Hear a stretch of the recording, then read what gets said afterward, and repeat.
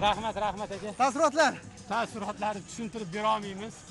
Juda necha yildan beri kutgan muxlislarni nimasini amalga oshirdik. Orzusini amalga oshirdik. Bundan juda ham xursandmiz. Biz O'zbekiston tarixiga kirdik. Xudoga shukr. Bundan juda ham xursandmiz. Bilaman, qiyin o'yin bo'ldi. Biz hayolimizda bugun nima qilib bo'lsa ham durangmi, g'alaba qozonishmi, achta olish edi va buni uddaladi. Buni juda ham xursandman. Hissiyotlarni tushuntirib bera olmayman aka. Sizlar harakat qilgan va amalga oshirgan tarixiy natijaga juda ko'pchilik intilgan va sizga va ba'zi tajribali yigitlarimiz uchun qaysidir ma'noda so'nggi imkon edi.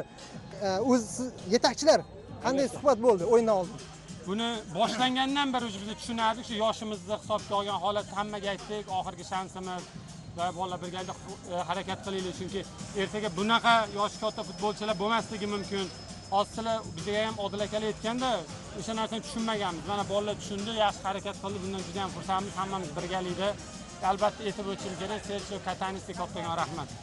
Uni katta yordami tegdi bu joyga kelgunimizgacha. Jaloliddin, yana bir holatga e'tibor qaratmoqchiman. So'nggi yillar o'zbek futbolida yutuqlar ko'paydi. Bu albatta davlatimiz tomonidan berilayotgan e'tibor, to'g'rimi? Albatta. Usiz hech qanaqa iloji yo'q, chunki sharoitlar hamma narsa futbolga hozir juda ham professional darajaga qaralmoqda. Biz o'ylaymanki, ozgina bizga ahamiyat qaratilgandi, biz o'shani oqlab jahon chempionatiga chiqdik. O'shaning uchun futbolga yana ham ozgina qaratilsa, xudo xolasa keyin jahon chempionatida yaxshi natijalarga harakat qilsa. Shuni aytib o'taman. Jahon chempionatiga borganimiz bilan inshaalloh biz albatta guruhdan chiqamiz. Jaloliddin, yana bir holatga e'tibor qaratmoqchi edim. Bugungi o'yinning mas'uliyati juda yuqori edi. Mana shu o'yinga, mana shu daqiqalarga tayyorgarlik. Ishonasizmi? O'yindan oldin, chiqishimizdan oldin bugun 90 minutdan biz xursandchilik yo'lida nishonlashimiz kerak bolalar bilan gaplashib o'tdik. Maydonda har bir daqiqani sanab yurdik. Bolalar har 1 metrga kurash olib bordi, ko'rgan bo'lsa juda ham qiyin bo'ldi. Hayotimizda menimcha eng qiyin o'yinimiz shu bo'ldi. Erollar bilan ham bunaqa qiyin bo'lmagan, chunki bosim juda ham katta edi. O'sha bosimni terma jamoadan, yosh yigitlardan olish uchun siz biroz albatta chekinishlar qildingiz, har xil musiqa, mana shu haqida.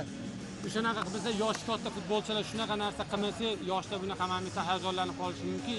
O'sha vaziyatdan chiqish uchun har xil hazil-huzul muzikalar bilan bolalarni chalg'itib o'yinga tayyorgarlik ko'rdik birgalikda.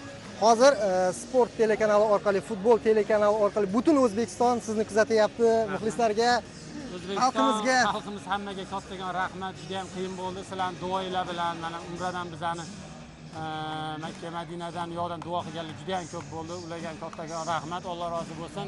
Xudo xolasa har doim sizlarning oldinglarda bizning yuzimiz yorug' bo'lsin. O'zbekiston baroqat balandlarga ko'tarilsin. Rahmat.